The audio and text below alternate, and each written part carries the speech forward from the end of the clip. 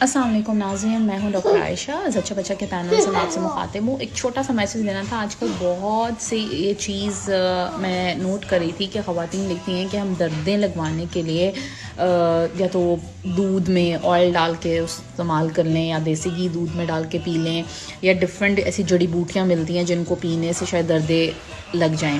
ایک چھوٹی سی بات میں آپ سے شیئر کرنا چاہوں گی کہ ایکچولی ہوتا کیا ہے کہ آپ یہ جو بھی ٹوٹکا دیسی استعمال کرتی ہیں ان سے دردیں لگ تو جاتی ہیں، اس کی کوئی اسٹڈی موجود نہیں ہے، ریسرچ میں کبھی ان چیزوں پہ بات نہیں ہوئی۔ جو چیزیں کامن پریکٹس میں دیکھنے میں آئی ہیں، جو خواتین ان چیزوں کا استعمال کرتی ہیں، اس سے ہوتا کیا ہے کہ یہ دردیں لگواتی ہیں۔ نارملی بچے دانی کو 10 منٹ میں 3 سے 4 مرتبہ کانٹریکٹ کرنا چاہیے، ٹھیک ہے، اور ایک اچھی درد تقریباً 35 سے 45 سیکنڈ تک کی ہوتی ہے۔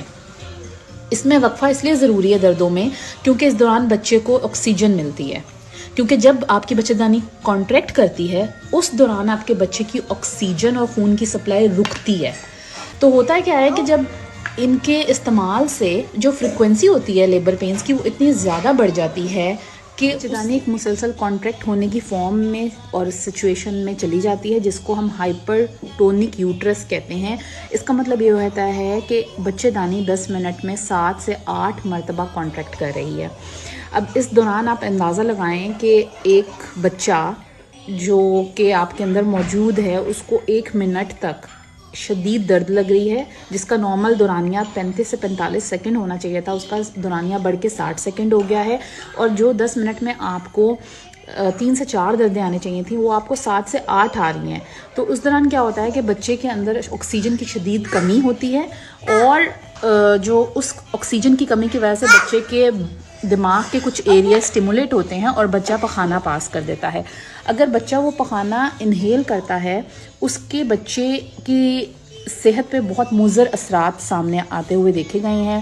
مثلاً بچے کو سانس کا مسئلہ، جھٹکے لگنا، نرسری میں داخل ہونا، یہ سارے مسئلے ہو سکتے ہیں۔